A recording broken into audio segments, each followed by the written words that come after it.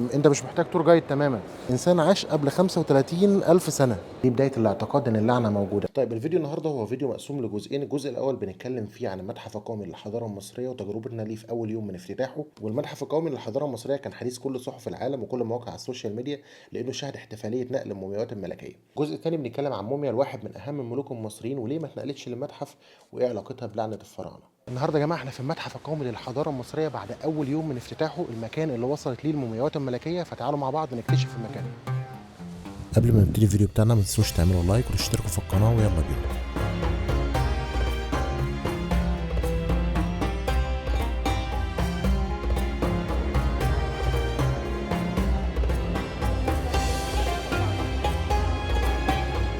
من ضمن الحاجات المثيره للاهتمام جدا ان المصريين القدماء كانوا بيبنوا مباني متعدده الطوابق زي العماير اللي احنا بنبنيها دلوقتي.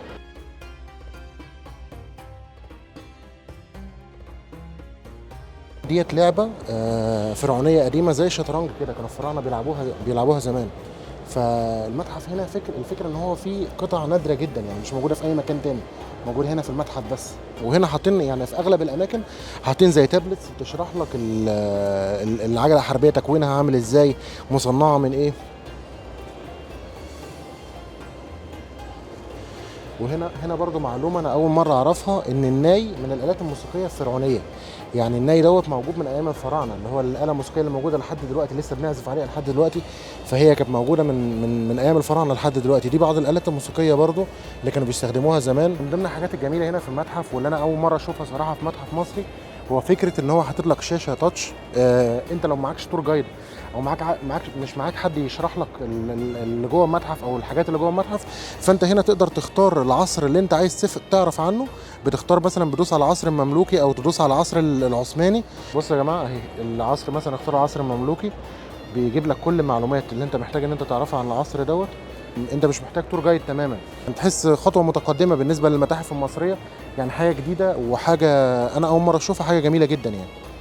وده هنا يا جماعه ده محمل اللي هم بداوا يستخدموه من ايام شجر الدر.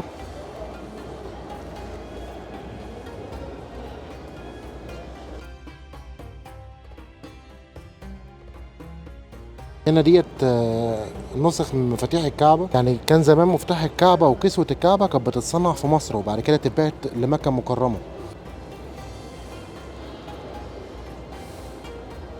هنا الأباريق اللي كانت بتستخدم في الاغتسال زمان. برضه يعني زي ما بقول لكم متحف هنا شامل فيه كل حاجة تقريبا.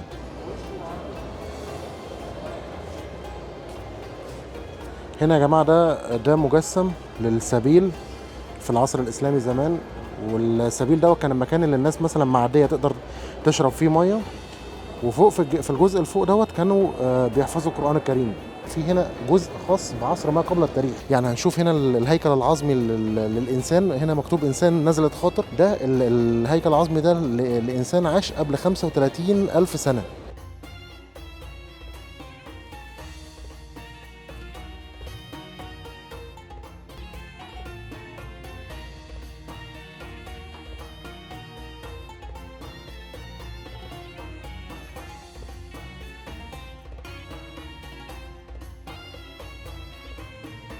المتحف برضو هنا يا جماعه ما فيهوش يعني مش انه مقتصر على العصر الفرعوني بس، هو في حاجات من العصر القبطي. وزي ما بتلاحظوا هنا ده يعني رداء اسمه باتريشيل ده كان بيرتدوه الشمامسه.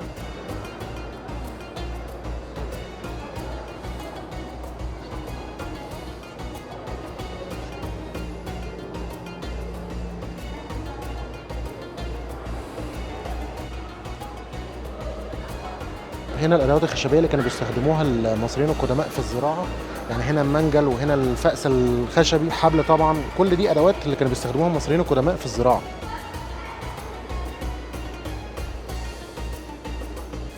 هنا برضو ديت بعض الادوات الطبيه اللي كانوا بيستخدموها من ايام الفراعنه. وده بيعرفنا يعني قد ايه كان الفراعنه متقدمين.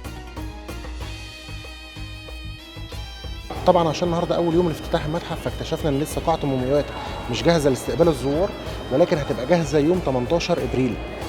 طيب اكتشفنا متحف الحضاره المصريه، تعالوا نتكلم عن مومياء الملك توت عنخ امون، واللي بيعتبر واحد من اشهر الملوك المصريه، واللي ما كانتش موجوده في موكب المومياوات الملكيه. مع الاعلان عن اسماء الملوك المشاركه في موكب نقل المومياوات، كان من المتوقع وجود الملك توت عنخ امون على القائمه، ولكن عدم وجوده شيء غريب شويه. الملك توت عنخ امون هو واحد من اشهر الملوك في مصر القديمه، وشهرته مش بسبب انجازات هو حققها او حروب انتصر فيها، ولكن سبب شهرته هو حاجه تانية خالص. سبب شهرته هو انهم لما لقوا المقبره بتاعته كانت مقبره كامله بدون اي نهب او سرقه، وما اتفتحتش من 3000 سنه. الالوان يا جماعه هنا بقالها 3000 سنه ثابته زي ما هي. ده التابوت الاصلي بتاع الملك، يعني ده التابوت اللي كان مدفون فيه الموميا وعليه القناع بتاع الملك توت عنخ امون.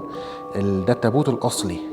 غير لو رحنا مثلا المتحف المصري هتشوفوا ان التابوت دوت كان موجود جوه 3 توابيت ذهبيه. ولكن لما اكتشفوا مقبرته كان في شيء غريب. اما اكتشفوا المقبره ديت كان في جمله مكتوب عليها: سيضرب الموت بجناحيه الساميين كل من يعكر صفو الملك. دي بدايه الاعتقاد ان اللعنه موجوده. هاورد كارتر اكتشف مقبره توت عنخ امون 1920.